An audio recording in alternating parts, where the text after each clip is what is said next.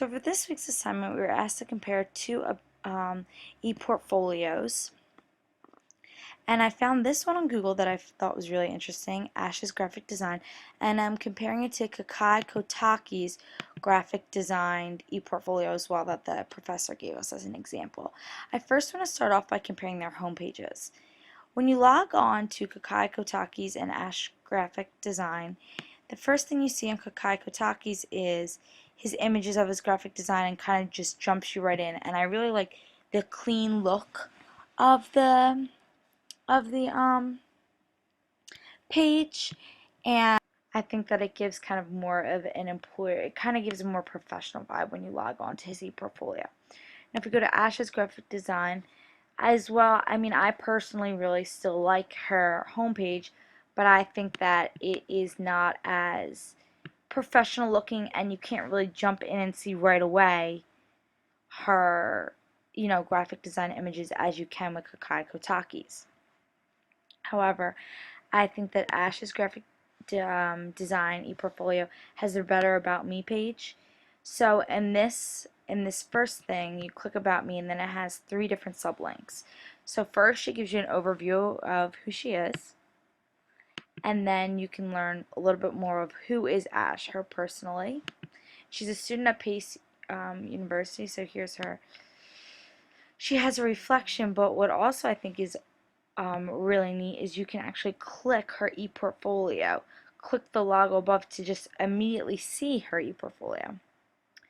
And then another little bit on teaching philosophy. So I really like the sublinks, and I think that employers would really like that as well. Whereas if you go to Kakai Kotaki's and you click on this About Me, it gives you a short bio and gives you contact information, a little bit of experience, publications and awards, and then the links at the bottom. I think that Ash's graphic design was better set up, and I liked how you could just immediately click her ePortfolio. But I do like better how he, on Kakai Kotaki's, is he leaves all of his handles, so his Facebook handle, his Twitter handle, Tumblr handle, and his different blogs, where you can't find that in Ash's About Me. I also think that Ash graphic designed her portfolio is a lot better than Kakai Kotaki's, for instance, viewing their work. Let's start off with Kakai Kotaki's. If we go to the his gallery, which is like the portfolio, which we compare to that, you click on a photo. I guess we could click freelance, for example, and it just lists all of the photos that of his work. Whereas if you go into Ash Graphic Design, you have 2 portfolios, a personal and a client, and once again, she has the sublinks that I think are very helpful. And let's just go into her personal portfolio, for example. She gives little blurbs, which I think are actually really, really nice. For instance, she says, "This is a fan art of David Wright of the New York Mets. He's one of my favorite athletes. This is a full color poster." So she gives different, I guess, captions for her work, and shows a variety: music collage, Civil Wars, Kurt Warner. And then if we go to her client portfolio, click that one more time. Once again, you can see all of the work she has done. So designer for Pace University's radio station. And I think that this is a lot more employer friendly, because now employers can see exactly what they're looking at and what they did with it. Rather than listing things, they can actually visually see her graphic design. I think that that's really important, because graphic design is all about the images. So you want to have a user friendly portfolio that the employers can easily view your work and see where it has been used, rather than just listing it without the photos next to it, which is kind of what this ePortfolio does. It just kind of lists the pictures, and it doesn't really give any explanations. Even when you click on it to make it bigger, you just get the photo. So I think that that was really remarkable. I like how also on Ash's is, what is graphic design? So I'm not really familiar with graphic design, but like she kind of um, gives like a little lesson.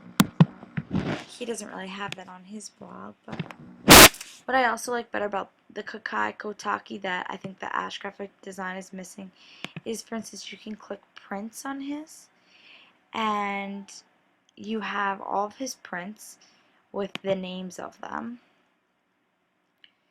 and you can buy his graphic designs.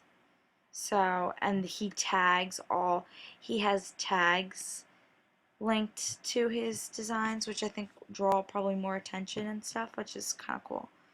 Where I don't think on Ash's graphic design, she doesn't really do that, nor does she sell it.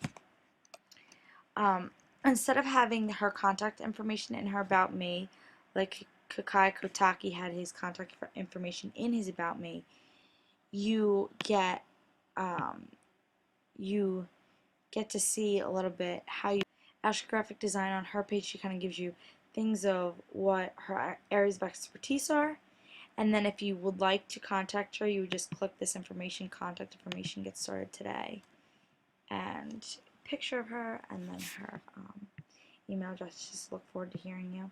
I do think that what could be improved is to not have to, for instance, her contact information. When you click contact me, it gives you the areas of expertise. This is the only time where I don't really think that this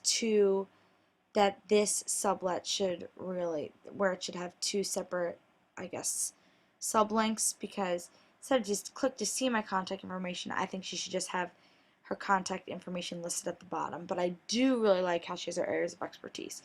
Has Kakai Kotaki in his About Me, he has his contact information right there, which is a lot easier accessible. But I do like how you can link in with her LinkedIn like that, and you can view her profile page this way. So I think overall, I think that Ashley's e-portfolio is a little bit better, and I think more my taste. But I do think Kakai Kotaki had a few things that Ashley could learn from his site.